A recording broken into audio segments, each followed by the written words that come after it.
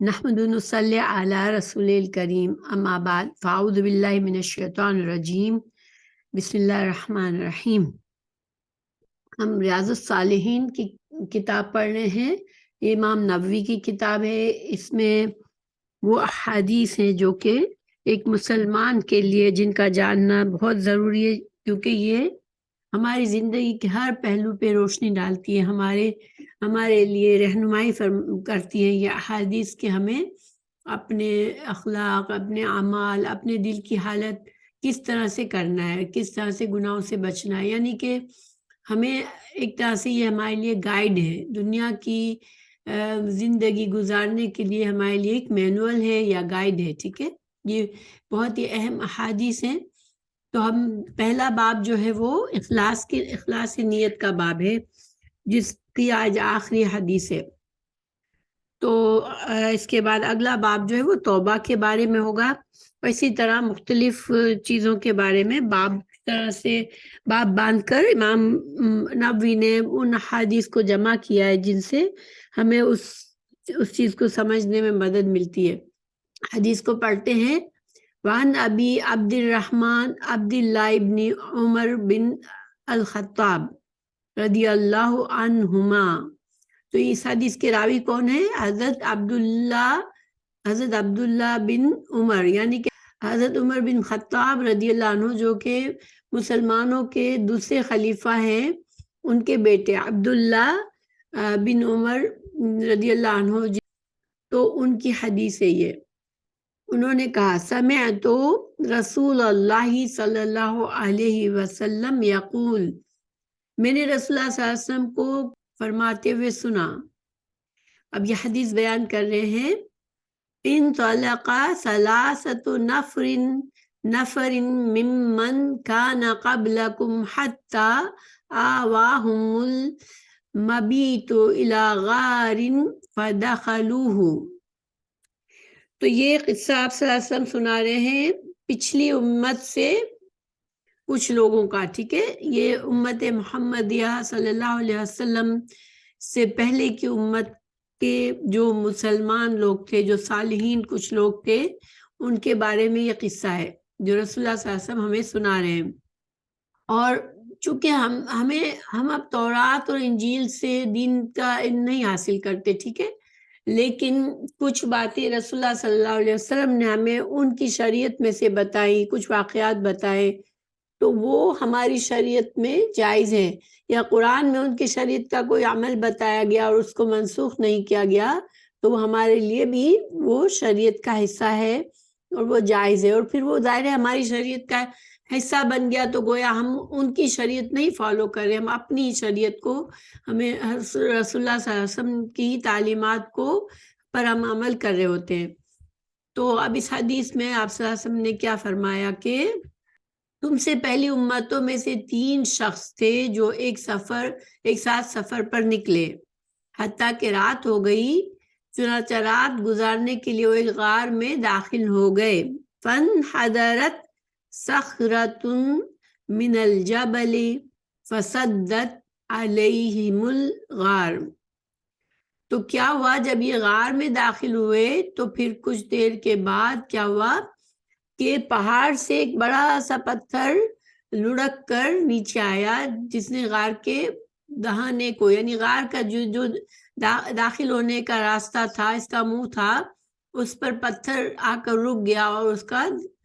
وہ راستہ بند ہو گیا۔ فقالوا، تو انہوں نے ایک دوسرے سے کہا، انہ لا ينجيكم من هذه الصخرة الا ان تدعوا الله بصالح اعمالکم۔ تو اب انہوں نے ایک دوسرے سے کیا کہا، ان کی سمجھ میں یہی بات آئی کہ اب اس مصیبت سے ہمیں، یہ ایک آزمائش آ گئی ہم پر، ایک مصیبت آ گئی، اب اس سے ہمیں نجات کے لیے ایک ہی صورت رہ گئی ہے کہ تم اپنے اپنے اعمال صالحہ کا واسطہ دے کر اللہ سے دعا کرو۔ یہ بات ان کے دل میں آئی۔ دیکھیں، عام طور پر ہم نے اپنی زندگی میں بھی دیکھا ہوگا کہ کوئی اچانک سے کوئی حالت ہوتی ہے، کوئی معاملہ پیش آتا ہے، اور اللہ سبحانہ تعالیٰ ہمارے دل میں ایک بات ڈالتا ہے کہ اس معاملے کو ہم اس طرح سے حل کریں۔ یہ چھوٹی چھوٹی باتوں میں بھی انسان محسوس کرتا ہے. اگر وہ ایک مسلمان ہے، ایک کانشیس انسان ہے، تو اس کو احساس ہوتا ہے کہ میرے اللہ نے یہاں پر میرے دل میں یہ بات ڈالی ہے جس سے میرا یہ کام حل ہو جائے گا، اور وہ اس پر کوشش کرتا ہے. تو اسی طرح ان کے ساتھ ہوا. تو ایک شخص نے کہا، قال رجل منہم، ان میں سے ایک شخص نے کہا، اللہم کان لی ابوانی شیخانی کبیرانی وکنت لا اغبق قبلہما اہلا ولا مالا. اب یہ شخص نے کیا کہا، اس نے اپنی دعا شروع کی. ٹھیک ہے، ان میں سے ایک شخص نے اپنی دعا شروع کی. اس نے کیا کہا، یا اللہ تو جانتا ہے میرے بوڑھے ماں باپ تھے، اور شام کو میں سب سے پہلے انہی کو دودھ پلاتا تھا. ان سے پہلے میں اپنے اہل و عیال کو اور خادم اور غلام کو نہیں پلاتا تھا. اب یہاں پر یہ شخص اپنی بات کر رہا ہے، اپنا مدعا بیان کر رہا ہے اللہ سبحانہ تعالیٰ سے، اور وہ کہتا ہے کہ یا اللہ تو میرے جو بوڑھے والدین تھے،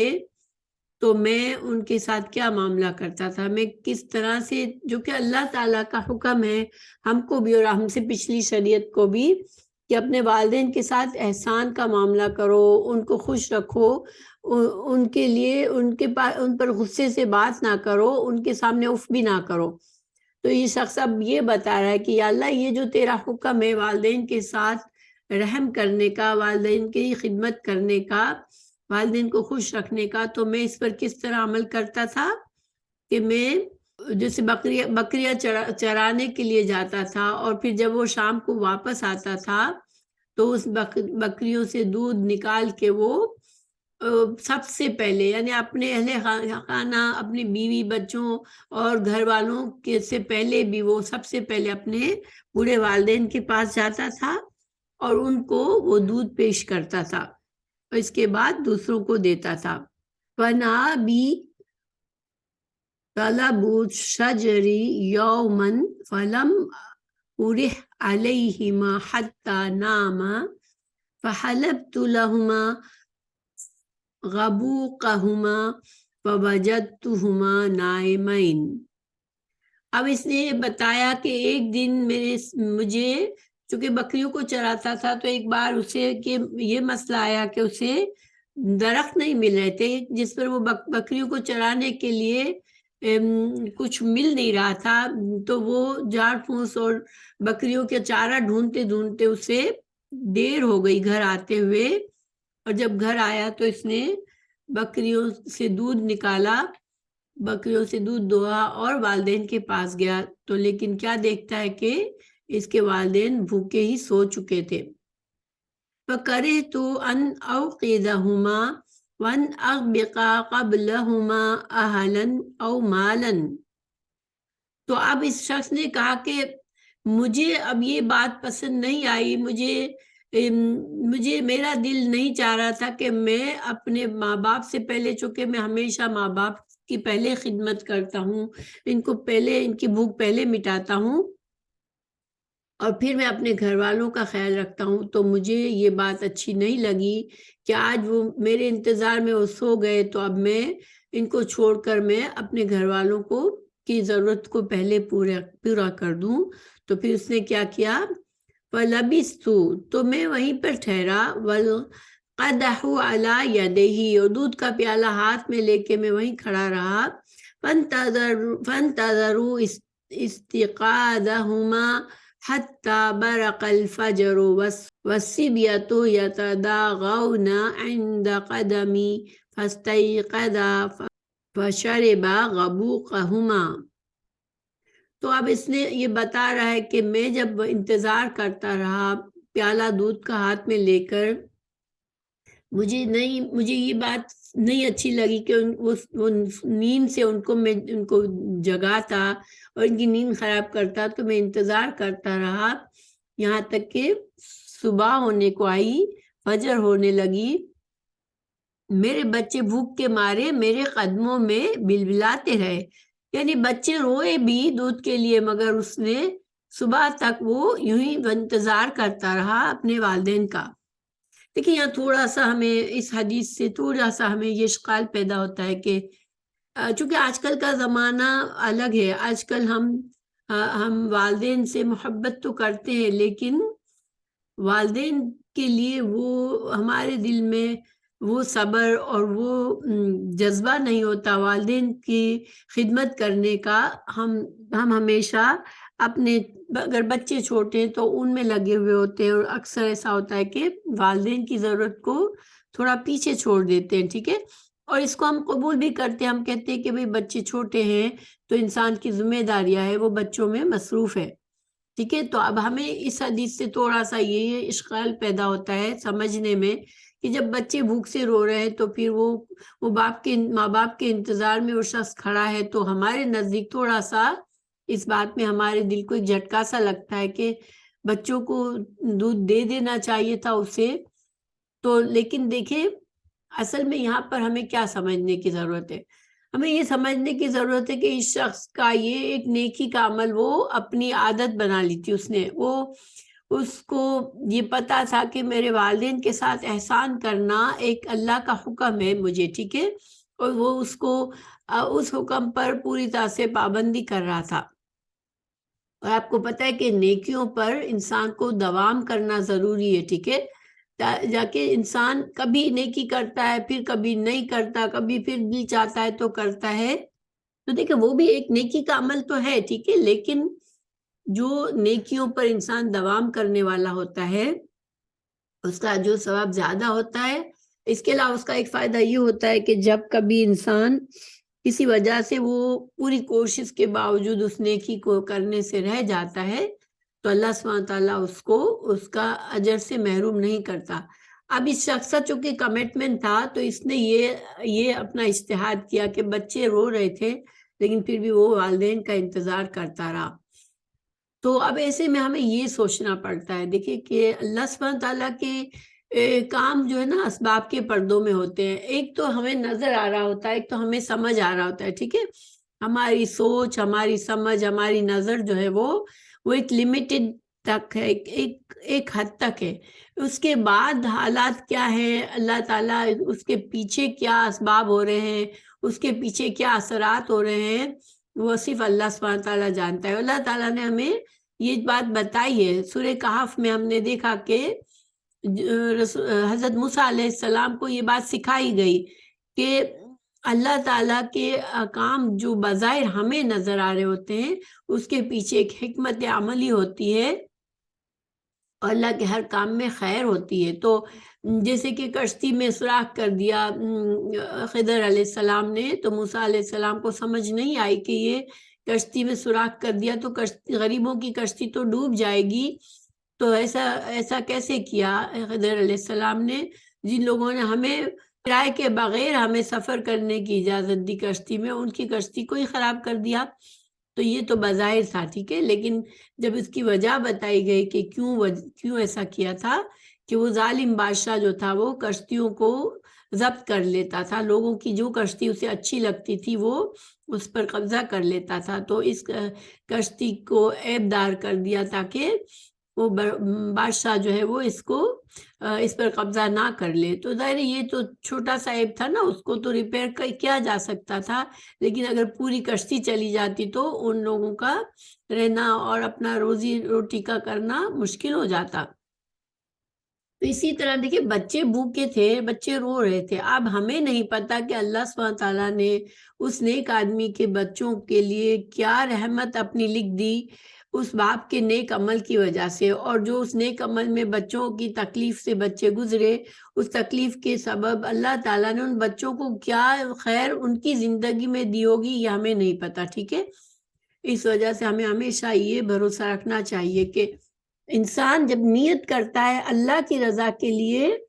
تو پھر ہمارے راستے میں رکاوٹیں آتی ہیں تو انسان اس کو اللہ پر چھوڑے اور انسان اس نیک عمل کو اپنے اخلاص سے کرتا رہے، اللہ تعالیٰ آسانیاں کر دیتے ہیں۔ اچھا، تو اب آگے حدیث میں ہے کہ اب یہ شخص یہ ساری بات کر کے اللہ تعالیٰ سے کیا کہہ رہا ہے، اب اپنے عمل کا وسیلہ دے رہا ہے، یہ کہہ رہا ہے یا اللہ اللہم ان کنت فعلت ذلک ابتغاء وجہک ففرج عنا ما نحن فیہ من هذه الصخرۃ۔ اب اس نے دعا مانگی، یہ کہتے اللہ تو اگر جانتا ہے کہ یہ کام میں نے صرف اور صرف تیری رضا کے لیے میں نے یہ نیکی کی، یعنی میں نے اپنے والدین کو ترجیح دی، میں نے ان کو خوش رکھا، ان کی خدمت کی، تو پھر اللہ تعالیٰ اس غار کو ہم کو کھول دے، اس پتھر کو ہمارے غار کے منہ سے ہٹا دے۔ تو پھر کیا ہوا؟ فانفرجت شیئا لا یستطیعون الخروج منہ، تو پتھر جو ہے تھوڑا سا کھسک گیا، اس شخص کی دعا کرنے سے پتھر فوری طور پر تھوڑا سا کھسک گیا، تھوڑا سا راستہ بنا، مگر راستہ ابھی تنگ تھا، ایسا نہیں تھا کہ وہ اس سے نکل جاتے۔ یہاں پر اب یہ بات دیکھیں، عام طور پر ہم دعا کرتے ہیں، ٹھیک ہے، لیکن ضروری نہیں ہے کہ ہم دیکھیں کہ ہماری دعا فوراً سے ہمارے سامنے قبول ہو رہی ہے۔ یہاں پر معجزاتی طور پر اس شخص کی دعا فوراً سے قبول ہوئی۔ تو اللہ تعالیٰ ایسے بھی عمل کرتا ہے کہ معجزات دکھاتا ہے، اللہ تعالیٰ اپنے اولیاء کو، اپنے نیک بندوں کو کرامتیں بھی دیتا ہے، ٹھیک ہے۔ تو یہ اس شخص کی کرامت ہے ایک نیک انسان کو کہ فوری طور پر ان کی دعا قبول ہوتے ہوئے نظر آئی اور پتھر ہٹ گیا تھوڑا سا، مگر ابھی پورا نہیں ہٹا تھا۔ تو پھر دوسرے نے کیا کہا؟ قال الآخر، دوسرے نے کہا اللہم انہو کانت لی ابنت عمی کانت احب الناس الی۔ اب یہ دوسرا شخص اپنا واقعہ بتاتا ہے، وہ کہتا ہے یا اللہ میری چچا زاد بہن تھی جو مجھے سب سے زیادہ محبوب تھی۔ اب وہ اپنی بات بتا رہا ہے، ٹھیک ہے، وہ بتا رہا ہے کہ ایک عورت تھی، میری چچا زاد بہن تھی اور مجھے اس سے محبت تھی، مجھے وہ بہت اچھی لگتی تھی۔ وفی روایت، اور دوسری یہی اسی حدیث کی دوسری سند سے اسی حدیث میں یہ الفاظ ہے کنتو احبها کاشد ما یحب رجال النساء۔ دوسری روایت میں اس طرح کے الفاظ ہیں کہ وہ عورت جو تھی، وہ میری چچازاد جو عورت تھی، وہ مجھے اتنی زیادہ مجھے اس سے محبت تھی جتنا ایک مرد عورت سے کر سکتا ہے، یعنی اس عورت کی خواہش تھی اس کو۔ وَأَرَدْتُهَا عَلَى نَفْسِهَا فَأَمْتَنَعَتْ مِنِّي حَتَّى أَمَّتْ بِهَا سَنَةٌ مِنَ السِّنِينَ فَجَاءَتْنِي فَأَعْطَيْتُهَا 20 و100 دینار عَلَى أَنْ تُخَلِّيَ بَيْنِي وَبَيْنَ نَفْسِهَا فَفَعَلَتْ حتى إذا قدرت عليها۔ وفي روايتي فلما قعدت بين رجلينها قالت اتق الله ولا تفد الخاتم إلا بحقه، فانصرفت عنها وهي أحب الناس إلي وتركت الذهب الذي آتيتها۔ اب اس شخص نے اپنا کیا واقعہ بتایا کہ جس عورت کو وہ بہت محبت کرتا تھا۔ اب دوسری روایت میں الفاظ تھوڑے سے فرق ہے کہ ایک مرد جس طرح سے ایک عورت سے محبت کر سکتا تھا، اتنی شدت سے میں اس سے محبت کرتا تھا، تو پس میں نے ایک مرتبہ اس سے اپنے نفسانی خواہش پوری کرنے کا ارادہ کیا، لیکن وہ آمادہ نہیں ہوئی، یعنی اس نے اپنی خواہش اس عورت کو بتائی مگر اس نے انکار کر دیا۔ تو حتیٰ کہ ایک وقت آیا، پھر کچھ وقت گزر چکا اور پھر ایک وقت آیا کہ قحط سالی نے اسے میرے پاس آنے پر مجبور کر دیا۔ اب یہ عورت پیسوں کی وجہ سے، قحط سالی کی وجہ سے مجبور تھی، اس کو کچھ مدد کی ضرورت تھی، تو اب اس کے پاس آئی۔ میں نے اس شرط پر 120 دینار دیے کہ وہ میرے ساتھ خلوت اختیار کرے، چنانچہ وہ آمادہ ہو گئی۔ جب میں اس پر قادر ہو گیا اور وہ میرے قابو میں آ گئی۔ اور دوسری روایت میں یہ ہے کہ جب میں اپنی نفسانی خواہش کی پوری کرنے کے لیے اس کی دونوں ٹانگوں کے درمیان بیٹھ گیا تو اس نے کہا اللہ سے ڈر اور اس مہر کو ناحق مت توڑ، اس کے ان الفاظ نے یا اللہ تیرا خوف مجھ پر طاری کر دیا اور میں اس سے دور ہو گیا، اسے چھوڑ دیا، حالانکہ وہ لوگوں میں سے سب سے زیادہ مجھے پیاری تھی، اور میں نے سونے کے وہ دینار بھی چھوڑ دیے جو میں نے اسے دیے تھے۔ اب اس نے یہ پورا واقعہ بتا کر اللہ سے دعا کی۔ اس نے دعا کیا کی؟ اللہم ان کنت فعلت ذلک ابتغاء وجہک فافرج عنا ما نحن فیہ۔ ابھی اس نے دعا کی کہ یا اللہ اگر تو جانتا ہے کہ میں نے یہ صرف تیرے خوف کی وجہ سے میں نے اسے چھوڑ دیا، جو گناہ کرنا میرے لیے آسان تھا، میں نے اس وقت اسے صرف تیرے خوف سے اسے چھوڑ دیا، کیونکہ اس عورت نے اللہ کا واسطہ اسے دیا تھا، ٹھیک ہے۔ تو یہ اب کہتا ہے کہ یا اللہ اگر تو میرے اس بات میں اخلاص کو تو جانتا ہے تو یہ ہمارے لیے راستہ بنا دے اس مشکل سے، ٹھیک ہے۔ تو پھر کیا ہوا؟ فانفرجت الصخرۃ غیر انہم لا یستطیعون الخروج منہا۔ تھوڑی سی پھر پتھر تھوڑا سا اور کھل گیا، راستہ تھوڑا سا اور وسیع ہوا، مگر ابھی اتنا نہیں تھا کہ یہ لوگ باہر نکل سکتے۔ اچھا، اب اس ٹکڑے میں ہم نے کیا سیکھا کہ جب انسان کے لیے گناہ کرنا آسان ہوتا ہے، ٹھیک ہے، جب اس کے نفس کی خواہش پوری کرنا بغیر حق کے حرام طریقے سے اس کی نفس کی خواہش پوری کرنا آسان ہوتا ہے، گناہ کرنا آسان ہوتا ہے، اور جب اس کو بہت خواہش بھی ہوتی ہے اس گناہ کی، ایسے میں اسے یا تو خود ہی اللہ کا خیال آ جاتا ہے، اللہ کا ڈر آ جاتا ہے اس کے دل میں، یا کوئی اس کو ایسی بات کہتا ہے کہ اللہ سے ڈر، اور وہ اللہ کے خوف سے اس کام کو جو بالکل آسان ہو چکا تھا اس کو چھوڑ دیتا ہے، اس گناہ کو چھوڑ دیتا ہے۔ تو یہ بھی بہت بڑی نیکی ہے، ٹھیک ہے۔ دیکھیں ہم نے پچھلی حدیث میں پڑھا تھا کہ جب انسان کوئی گناہ کا کام اللہ کے خوف سے، گناہ کا پکا ارادہ کر کے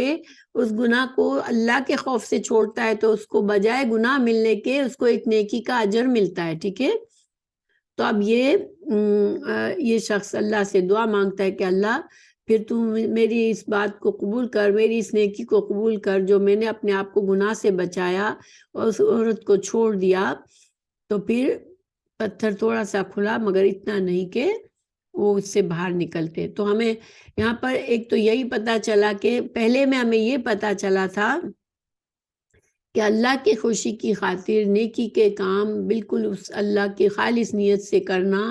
اور اس پر دوام کرنا، تو یہ بہت بڑی نیکی ہوتی ہے، اور اللہ تعالیٰ نے اس نیکی کو قبول کر کے اس شخص کی مدد کی۔ یہاں پر ایک شخص کا گناہ کرنے کا بہت ارادہ بھی تھا، بہت خواہش بھی تھی، اور گناہ جب کرنا آسان بھی ہو گیا، مگر وہ صرف اللہ کے خوف کی وجہ سے اس نے چھوڑ دیا، تو اس کی نیکی کو اللہ تعالیٰ نے قبول کیا، اور اس کو اللہ تعالیٰ نے اس مصیبت سے اس پتھر کو تھوڑا سا کھول دیا، اور ابھی تیسرے شخص کے لیے ابھی پوری طرح سے نہیں کھلا تھا۔ تو اب تیسرے نے کیا کہا؟ اللہم استاجرت اجراء وآتیتہم اجرہم غیر رجل واحد ترک الذی لہ وذہبا فثمرت اجرہ حتی کثرت منہ الاموال فجاءنی بعد حین فقال یا عبد اللہ ادی الی اجری فقلت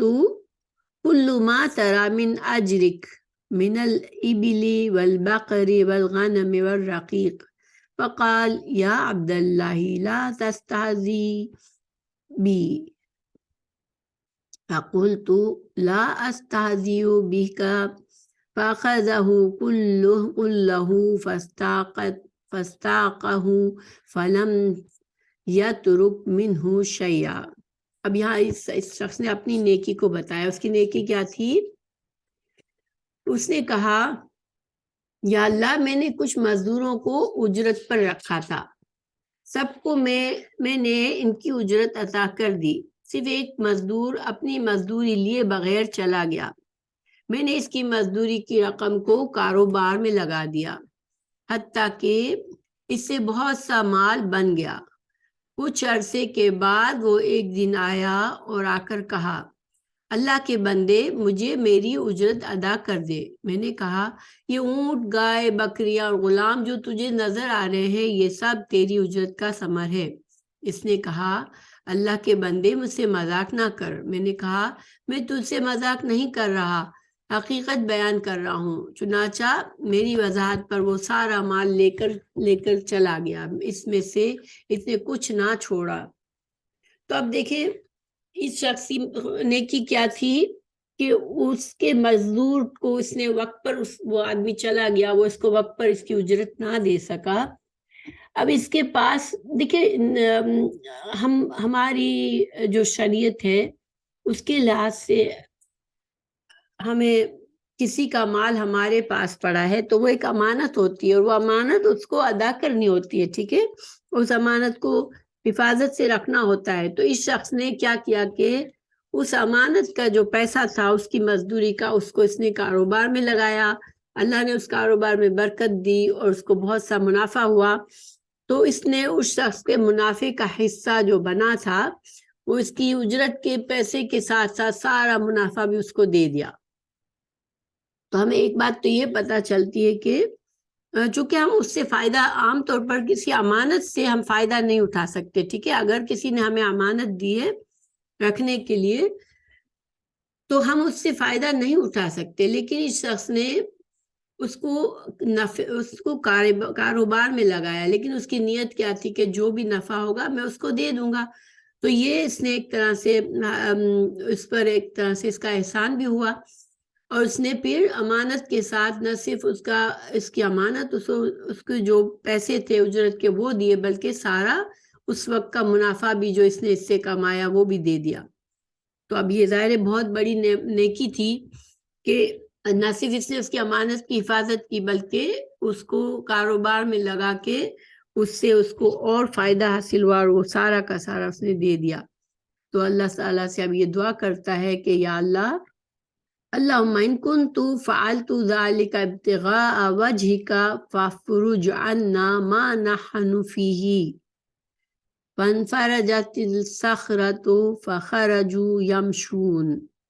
تو اس شخص نے کہا کہ یا اللہ یہ صرف میں نے تیری رضا حاصل کرنے کے لیے کام کیا تھا، اور اگر تو جانتا ہے کہ میں نے تیری رضا کے لیے کیا تو تو مجھے اس مصیبت سے نکال۔ تو پھر وہ پتھر جو تھا وہ پورا کا پورا کھل گیا، دروازہ ہٹ گیا، اور غار کا دروازہ، غار کا جو منہ تھا وہ کھل گیا، اور یہ تینوں باہر نکل کر چلے گئے۔ دیکھا جائے تو اس شخص کو کون دیکھ رہا تھا؟ اگر وہ اس کو صرف اس مزدور کو صرف اس کی اجرت دے دیتا اور اپنے پاس اس کا سارا کمائی کا پیسہ رکھ لیتا تو اس کو کون دیکھتا؟ نہ وہ مزدور اسے کچھ برا بھلا کہتا نہ کچھ، کیونکہ اس کو تو وہ تو اپنی اجرت لینے کے لیے آیا تھا۔ لیکن اس شخص کو یہ تھا یقین کہ اللہ مجھے دیکھ رہا ہے اور میں نے اس امانت کو اس کی امانت کو کام میں لگایا ہے، تو اس نے پھر اس خیال سے کہ اس کا حق بنتا ہے کہ اس شخص کو میں دے دوں۔ تو دیکھیں امانت کا حفاظت کرنا، اور پھر اس کو اللہ کے اس یقین کے ساتھ کہ اللہ کو ہر چیز کا علم ہے، تو یہ اللہ پر توکل ہے انسان کا، اور اس کو یہ تقوی ہے کہ انسان کو یہ احساس ہونا کہ اللہ مجھے ہر حال میں دیکھ رہا ہے، چاہے کوئی دیکھ رہا ہے یا نہیں، اس نے اس کا سامان دے دیا۔ یہ اس کی بہت بڑی نیکی تھی، اللہ تعالیٰ نے ان تینوں نیک بندوں کے فوری طور پر اللہ نے ان کی دعاؤں کو قبولیت کر کے ایک معجزاتی طور پر ان کو باہر نکال دیا۔ تو یہ متفقن علیہ حدیث ہے، یعنی بخاری اور مسلم میں دونوں میں موجود ہے۔ دیکھیں ابھی تک کتنی ساری کی ساری حدیث ہم نے پڑھی، وہ سب کے سب بخاری اور مسلم دونوں کی حدیث ہیں، یعنی کہ بہت ہی حدیث کی عمدہ سند کے ساتھ ہے سب کی سب۔ اچھا اب اس سے ہمیں کچھ فائدے ہمیں کیا ملے؟ ہمیں سب سے بڑا جو شرعی فائدہ ملا اس میں، پہلے تو یہ بات کہ چونکہ یہ حدیث جو ہے وہ نیت کے باب میں آئی ہے، تو اس کا مطلب ہے کہ جو اخلاص نیت کا ہمیں کیا درس یہاں ملا کہ سب کام جتنے بھی 3 کام ہمیں بتائے گئے وہ سب کے سب صرف اللہ کی رضا، صرف اور صرف اللہ کی رضا کے لیے کیے گئے تھے، تو گویا اخلاص نیت سے کیے ہوئے نیک اعمال جو ہے وہ اللہ تعالیٰ قبول فرماتا ہے. اور جتنا زیادہ اخلاص ہے، دیکھیں جب کوئی بھی نہیں دیکھ رہا تو اب تو انسان جب بھی نیکی کرتا ہے تو صرف اللہ پر بھروسہ کر کے کرتا ہے، اس یقین کے ساتھ کہ مجھے اللہ دیکھ رہا ہے. تو یہ اخلاص نیت ان کی اللہ کی قربت حاصل کرنے کے لیے تھی اور اللہ تعالیٰ نے ان کے نیکیوں کو قبول فرمایا. اچھا، دوسرا جو شرعی ایک اہم فائدہ ہمیں یہاں حاصل ہوتا ہے وہ کیا ہے؟ ہمیں وسیلے کا پتہ چلتا ہے. دیکھیں ان تینوں نے کیا کیا، اپنے دعا کا وسیلہ دیا، اپنے نیک عمل کا وسیلہ دیا. ٹھیک ہے، ایک نیک عمل بتایا اور پھر اس کے وسیلے سے دعا مانگی کہ یا اللہ یہ نیک عمل تجھے پسند تھا، تیرے لیے تھا، تو تو اس کے وسیلے سے ہماری دعا قبول فرما لے. اور اللہ تعالیٰ نے فرمائی. تو گویا کہ وسیلہ جائز ہے اسلام میں. ٹھیک ہے، لیکن وسیلے میں ہمیں اہم کیا بات ہے کہ یہ جو اپنے نیک عمل، کسی اپنے نیک عمل کا وسیلہ دینا جائز ہے. ٹھیک ہے، لیکن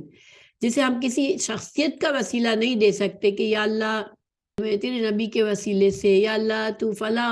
اولیاء فلاں نیک بندے کے وسیلے سے تو میرا یہ کام کر دے. یہ ہمیں شریعت سے اس کی کوئی دلیل نہیں ہے، لیکن ہم اپنے نیک عمل کا وسیلہ کر سکتے ہیں. ٹھیک ہے، تو اب دوسرا جو ہمیں فائدہ یہاں پر ملا وہ یہ کہ والدین کی خدمت کو اولیت دی جائے، یہاں تک کہ بیوی بچوں سے بھی. ٹھیک ہے، اس حدیث سے ہمیں یہ دلیل ملتی ہے کہ انسان اگر کبھی ایسا وقت آ جاتا ہے کہ اس کے بیوی بچوں کو سے بھی پہلے اپنے ماں باپ کی خدمت یا ان کا حق ادا کرنا ہے تو وہ انشاءاللہ اگر اللہ کی رضا کے لیے کرے گا تو یہ جائز کام ہے. کیونکہ قرآن میں اور حدیث میں ہمیں جہاں بھی اللہ کی عبادت کے لیے کہا گیا ہے تو زیادہ کئی جگہوں پر ساتھ ہی ساتھ عبادت کرو اللہ کی اور والدین کے ساتھ احسان کرو. ایسے بہت سی قرآن میں آیات ہیں فوراً سے والدین کے ساتھ احسان کرنے کا آیا ہے. گویا کہ والدین کا حق ہماری شریعت میں بہت زیادہ ہے اور ہمیں اس کا خیال رکھنا چاہیے. اب ظاہری بات ہے کہ یہاں پر اگر کوئی غیر شرعی بات ہے کہ والدین ہم انسان کو مجبور کرے کہ تمہاری یہ بیوی ہمیں نہیں پسند اور اس کی کوئی شرعی وجہ بھی نہ ہو، تو وہ شرعی مسئلہ اور ہے. پھر ایسے میں ہم والدین کی بات نہیں مان سکتے کیونکہ پھر وہاں پر حق تلفی ہو جاتی ہے بیوی کی. لیکن عام حالات میں نیکی کرنے کے معاملے میں انسان والدین کو اگر ترجیح دیتا ہے تو انشاءاللہ یہ اس کی نیکی ہوگی. ٹھیک ہے، پھر ہمیں دوسرا فائدہ کیا ملتا ہے کہ اللہ کے ڈر سے گناہ سے رک جانا نہایت فضیلت والا عمل ہے. ٹھیک ہے، اچھا، پھر مزدوروں کے ساتھ اچھا معاملہ کیا جائے، جس کا حق رہ گیا ہو اسے بہتر طریقے سے ادا کیا جائے. مزدور کو اس کی جو اجرت ہے وہ ہمیں فوری طور پر دینے کے لیے کہا گیا ہے اور پوری کی پوری دینے کے لیے کہا گیا ہے. تو اس کو بھی یاد رکھنے کی ضرورت ہے. پھر اخلاص، خشوع، خضوع کی گئی دعا قبول ہوتی ہے. ٹھیک ہے، بہت زیادہ اللہ سے خشوع اور خضوع کے ساتھ جب انسان دعا کرتا ہے، اس کے دل میں اخلاص ہوتا ہے، صرف اللہ سے مانگ رہا ہے، تو پھر وہ دعا قبول ہوتی ہے. ویسے تو دعائیں انسان کی کبھی رائے گاہ نہیں جاتی، مگر بعض اوقات ہم فوراً دیکھتے ہیں کہ دعا قبول ہو گئی اور بعض اوقات اللہ سبحانہ تعالیٰ ہماری دعا کچھ ایسی ہوتی ہے کہ اس کے لیے اللہ کی حکمت سے ان کو دعا اس وقت اس دعا کی قبولیت ہمارے حق میں نہیں ہوتی، بہتر نہیں ہوتی، تو اللہ سبحانہ تعالیٰ پھر اس میں کبھی ڈیلے بھی ہو جاتی ہے، کبھی ہماری دعا دیر سے قبول ہوتی ہے، کبھی بہت جلدی ہو جاتی ہے، اور کبھی ہمیں ایسا لگتا ہے کہ ہماری وہ دعا دنیا میں قبول ہی نہیں ہوئی. لیکن انسان کو یہ یقین رکھنا چاہیے کہ خشوع و خضوع اور اخلاص سے مانگی ہوئی دعائیں کبھی بھی رائے گاہ نہیں جاتی. ہاں، اس کی جو قبولیت ہے وہ اللہ سبحانہ تعالیٰ کے علم اور حکمت کے بنا پر ہوتی ہے. بندے کے لیے جس چیز میں فائدہ ہوتا ہے اللہ وہ دیتا ہے. ٹھیک ہے، تو اگر فوری طور پر دینے میں فائدہ ہے تو اللہ تعالیٰ فوری طور پر ہماری قبول کر کے ہمیں وہ ہماری دعا جو مانگی ہوتی ہے وہ مل جاتا ہے. بعض اوقات ہمیں وہ دیر سے ملتا ہے تو اس میں ہمارے لیے بہتری ہوتی ہے. ٹھیک ہے، بعض اوقات بندہ ایسی دعا مانگ لیتا ہے جس میں اس کے لیے بھلائی نہیں ہوتی، اس دعا کی قبولیت سے اس کو نقصان ہو سکتا ہے، تو اللہ تعالیٰ وہ دعا تو قبول نہیں کرتا، اس کو اس کے بدلے کچھ اور خیر مل جاتی ہے. ٹھیک ہے، اور کبھی کبھی ہماری دعا قبول نہیں ہوتی، اللہ تعالیٰ اس کو بچا کے رکھتے ہیں اور اس کا اجر و ثواب ہمیں بڑا چڑھا کر ہمیں آخرت میں دیتے ہیں، مگر دعائیں کبھی بھی ضائع نہیں ہوتی۔ اس لیے انسان کو اللہ پر توکل رکھنا چاہیے کہ اللہ سبحانہ تعالیٰ سے کبھی بھی دعا مانگ کر نا امیدی کا اظہار نہ کرے کہ میں اتنی دعا کی مگر وہ قبول نہیں ہوئی، کیونکہ پھر یہ چیز جو ہے وہ دعا کو قبولیت سے روک دیتی ہے۔ اگر انسان اس طرح کے باتیں کرتا ہے یا دل میں اس طرح سوچتا ہے کہ اللہ میری بات نہیں سن رہا، میری دعا نہیں سن رہا، تو یہ ایسا گمان کرنا اللہ کے بارے میں بدگمانی ہے، اور یہ جائز نہیں ہے انسان کے لیے، یہ ہماری دعا کو مقبولیت سے روکتا ہے۔ اللہ تعالیٰ اپنے نیک بندوں کو خرق عادت کے طور پر بھی مدد فرماتا ہے، جسے کرامت کہا جاتا ہے، ٹھیک ہے، جیسا کہ اس حدیث میں کرامت ثابت ہوئی کہ دعا مانگی اور فوراً سامنے نظر آ گئی۔ وہ انبیاء کے معجزوں کی طرح اولیاء اللہ کی کرامات بھی برحق ہے، کیونکہ اس اتنے بڑے پتھر کو کسی چیز نے نہیں ہٹایا بلکہ اللہ ہی نے ہٹا دیا بغیر کسی سبب کے۔ دنیاوی اسباب سے کام ہوتے ہیں عام طور پر، ہم دیکھتے ہیں کہ اللہ تعالیٰ اس دنیا میں اسباب کے پردے میں کام کرتا ہے، لیکن ان کو اللہ تعالیٰ نے کرامت کے ذریعے، معجزہ کے ذریعے اس پتھر کو ہٹایا۔ تو مگر معجزات اور کرامات کے بارے میں یاد رکھنا ضروری ہے کہ یہ صرف اللہ کی مشیت اور اللہ کی مرضی سے ہی ظہور پذیر ہوتے ہیں، ٹھیک ہے۔ ایسا نہیں ہوتا کہ کوئی ولی اللہ سے کہے کہ یہ معجزہ کر کے دکھاؤ اور وہ کر کے دکھا دے، یہ کرامت کر دو اور وہ کر کے دکھا دے، ایسا نہیں ہوتا۔ اسی طرح انبیاء کرام کے معجزات بھی اللہ کے اذن سے ہوتے ہیں۔ اور ایک جو فقہی مسئلہ ہمیں پتہ چلا وہ یہ کہ اس مزدور کا جو مال تھا، اجرت کا پیسہ تھا، وہ جو ہے بغیر اس کی اجازت کے لگایا تھا، ٹھیک ہے۔ ویسے عام طور پر اگر جو انسان بعض اوقات کسی کا پیسہ اپنے بزنس میں لگاتا ہے تو اس کے لیے اجازت چاہیے ہوتی ہے، ٹھیک ہے، لیکن چونکہ اس شخص کے لیے اجازت لینے کا موقع ہی نہیں تھا، وہ شخص چلا گیا، مگر اس نے پھر امانت سے اس کا سارا نفع اسے دے دیا۔ ورنہ جیسے انسان کی کوئی کسی کا پیسہ انسان اپنے انویسٹمنٹ میں لگاتا ہے تو اس کی اجازت ضروری ہوتی ہے، ٹھیک ہے۔ ہم تھوڑا سا وسیلے کے بارے میں سمجھتے ہیں ذرا زیادہ، کیونکہ وسیلہ جو ہے وہ ہم اس کو سمجھتے ہیں، اور انسان اس چیز کو اکثر اپنے دعاؤں میں وسیلے کو استعمال کرتا ہے، ٹھیک ہے۔ تو وسیلہ کیا ہے اس کو ذرا سا تھوڑا سمجھ لیں کہ وسیلہ شرعی معنی اطاعت الہی، اعمال صالح سے اللہ تعالیٰ کا قرب حاصل کرنا، اس کو وسیلہ کہتے ہیں۔ یعنی کہ انسان جب نیکیاں کرتا ہے، اللہ تعالیٰ کے اطاعت کرتا ہے، تو یہ چیزیں اللہ کی قربت کا ذریعہ اور سبب بنتے ہیں، تو اس ذریعے اور سبب کو وسیلہ کہا گیا۔ یعنی کہ انسان کی جو نیکیاں ہیں، نیک اعمال ہے، انسان کے اللہ کی اطاعت کرتا ہے، تو یہ سب کا سب کیا ہے، یہ ایک سبب بنتا ہے، ایک ذریعہ، ایک وسیلہ بنتا ہے، جس کے ذریعے اللہ تعالیٰ اس بندے کو اپنے سے قریب کرتا ہے، ٹھیک ہے۔ اب قرآن میں اس کی قرآن مجید میں ہمیں اس کی جو دلیل ملتی ہے، یا ایھا الذین آمنوا اتقوا اللہ وابتغوا الیہ الوسیلۃ وجاہدوا فی سبیلہ لعلکم تفلحون۔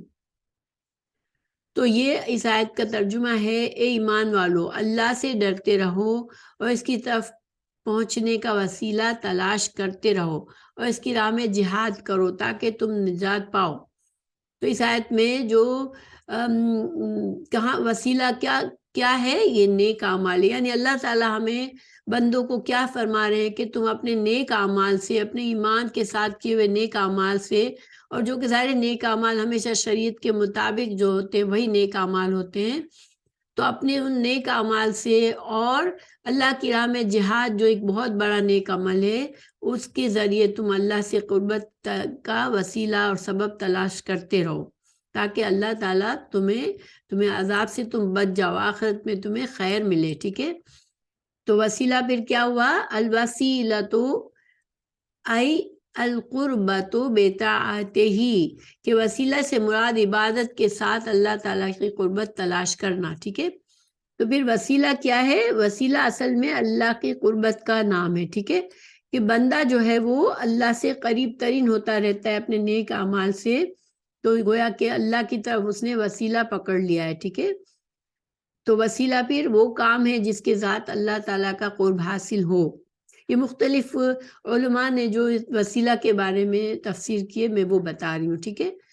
اب دوسری جو تفسیر وہ کیا ہے، وسیلہ وہ ہے جس کے ذریعے سے منزل مقصود تک پہنچا جائے۔ منزل مقصود مومن کی کیا ہوتی ہے؟ اللہ کی رضامندی اور آخرت کا بہترین انجام اور جنت کا داخلہ اور جہنم سے بچنا، ٹھیک ہے۔ تو بس اس وسیلے سے مراد وہ وسیلہ ہے جو اللہ تعالیٰ کی رضا حاصل کرنے میں کام آئے، اور یہ وسیلہ عبادت اور اطاعت کے ساتھ ہوتا ہے۔ قرآن کی دوسری آیت ہے اولئک الذین یدعون یبتغون الی ربہم الوسیلۃ ایہم اقرب ویرجون رحمتہ ویخافون عذابہ۔ یہ لوگ جن کو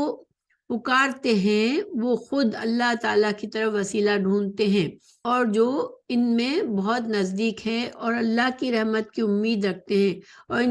اس کے عذاب سے ڈرتے ہیں۔ یہ تو اس آیت میں کیا پتہ چلا کہ جو لوگ بعض لوگ شرک کرتے ہیں، کیسے شرک کرتے ہیں؟ وہ پیروں کی درگاہ پر جاتے ہیں، کوئی بہت ہی نیک بندہ ہوتا ہے، وہ مر جاتا ہے تو وہ ان کی درگاہ پر جاتے ہیں اور ان کا نام لیتے ہیں، یا کہ اللہ اس کے وسیلے سے فلاں پیر کے وسیلے سے تو میرا یہ کام کر دے، ٹھیک ہے۔ تو یہ پسندیدہ کام نہیں ہے، کیونکہ اللہ تعالیٰ کیا فرما رہے ہیں کہ جن نیک لوگوں کا تم وسیلہ مانگ کر کے اللہ سے دعا مانگ رہے ہو، تو وہ لوگ تو خود اللہ سے اپنے نیک اعمال کا اور اطاعت سے اللہ کا وسیلہ کے طلبگار ہوتے تھے، تو تم ان کو کیسے وسیلہ بناتے ہو؟ یعنی کہ وہ بندے تو خوب اللہ کے بندے ہیں، اور ان کو وہ خود اللہ کی رحمت کے محتاج ہیں، اور وہ انہوں نے اپنی زندگی میں نیک اعمال کے ذریعے سے اللہ سے وسیلہ مانگا، تو تم اب ان ہستیوں کو وسیلہ کیسے بنا سکتے ہو؟ ٹھیک ہے، یہاں پر یہ بات سمجھ آ رہی ہے ہمیں۔ اور دوسرا، جیسے کہ میں نے بتایا کہ انسان کے نیک اعمال کو دعا اگر ہمیں مانگنی ہے، کوئی مصیبت آ گئی، کوئی مشکل آئی، تو ہم اپنے کوئی نیک اعمال جو ہمیں پتہ ہے، ہمیں یقین ہے کہ اللہ کی رضا کے لیے ہم کرتے ہیں یہ عمل، یہ ہم نے کیا ہے، تو اس سے دعا مانگی جا سکتی ہے، ٹھیک ہے۔ ایک اور طریقہ ہے وسیلے کا، وہ کیا ہے کہ کوئی زندہ صالح بندہ، اللہ کا کوئی نیک بندہ جو ہماری نظر میں نیک بندہ ہے، جو شریعت کے مطابق زندگی گزار رہا ہے، عبادت گزار ہے، اس کا اخلاق سے پتہ چلتا ہے وہ اللہ کے قربت رکھتا ہے، اللہ کا نیک بندہ ہے، تو ہم اس بندے سے ہم دعا منگوا سکتے ہیں اپنے لیے، ٹھیک ہے، اور اس کی دعا کو ہم وسیلہ سمجھ سکتے ہیں۔ یعنی کہ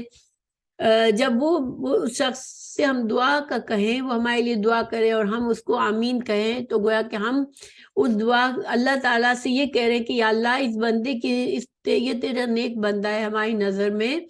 تو اس بندے کی دعا کو ہمارے لیے قبول فرما لے، ٹھیک ہے۔ یہ وسیلہ جائز ہے، مگر ایک شخص جو دنیا سے چلا گیا،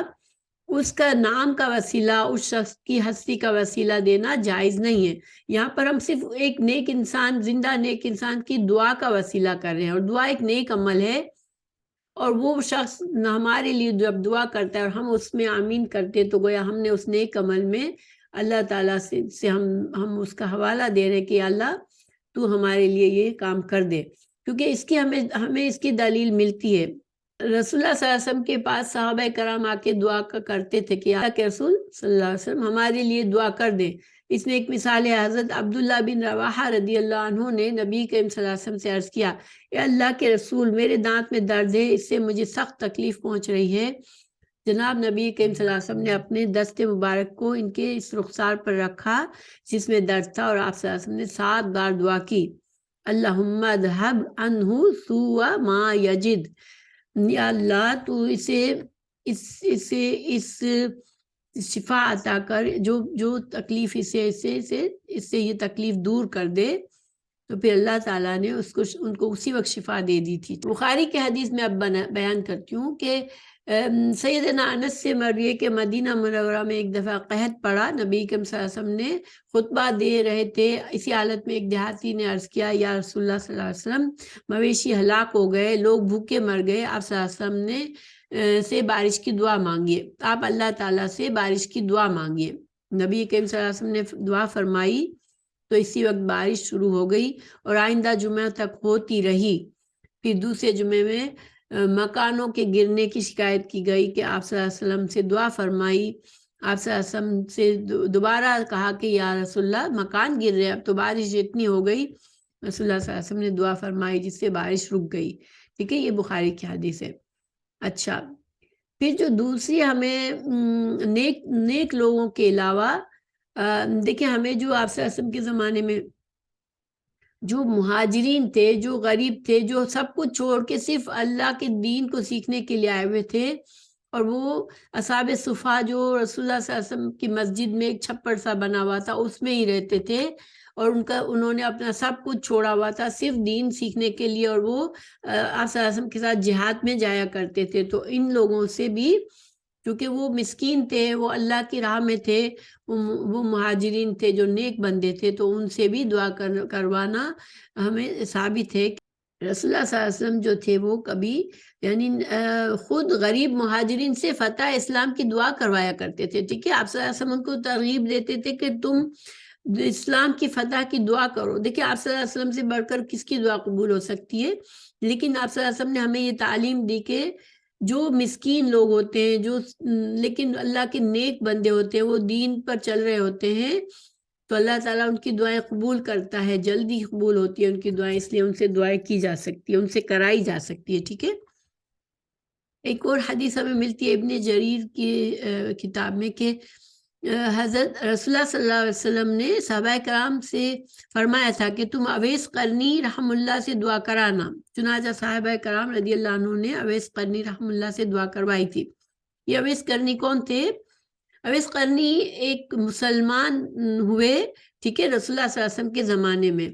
مگر چونکہ جو کوئی مسلمان ہوتا تھا اس کو وہ ہجرت کر کے رسول اللہ صلی اللہ علیہ وسلم کی خدمت میں آتا تھا، اور ان کو صحابی کا درجہ ملتا تھا، کیونکہ جو ایمان کی حالت میں رسول اللہ صلی اللہ علیہ وسلم سے ملے جو لوگ، وہ صحابی کہلائے، اور صحابیوں کا بہت بڑا درجہ ہے۔ مگر یہ اویس قرنی کس وجہ سے حالانکہ آپ صلی اللہ علیہ وسلم کی زندگی میں مسلمان ہوئے تھے، مگر وہ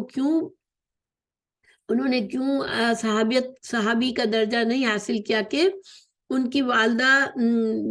کہ وہ اپنی ٹیک کیئر کرتے تھے اپنی والدہ کی، اور ان کا کوئی اور ان کی والدہ کا خیال رکھنے والا نہیں تھا،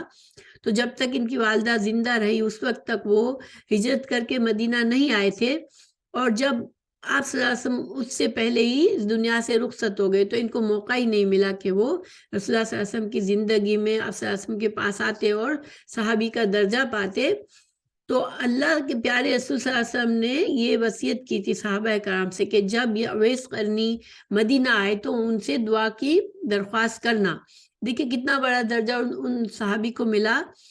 جو صحابی نہیں تھے وہ رحم اللہ، وہ تابعی کہلائے، کیونکہ وہ صحابی بننے کا انہیں اجر نہیں پا سکے صرف اپنی والدہ کی خدمت کی وجہ سے، تو ان کی دعائیں قبول ہوتی تھی۔ تو رسول اللہ صلی اللہ علیہ وسلم نے جب یہ فرمایا تو حضرت عمر فاروق رضی اللہ عنہ کی خلافت میں یہ شخص